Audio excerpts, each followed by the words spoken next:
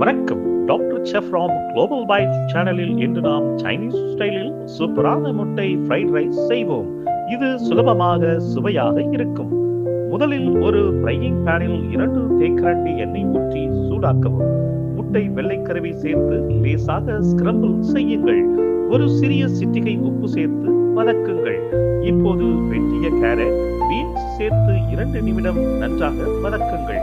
இந்த கலவையை தனியாக எடுத்து வைத்துக் கொள்ளுங்கள்.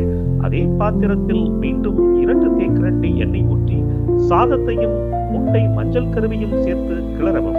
வெங்காயம், இஞ்சி, பூண்டு சேர்த்து நன்றாக வதக்கவும். இப்போது வேக வைத்த கான், குடை மிளகாய், வெங்காயத்தால் சேர்த்து 1 நிமிடம் கிளறவும்.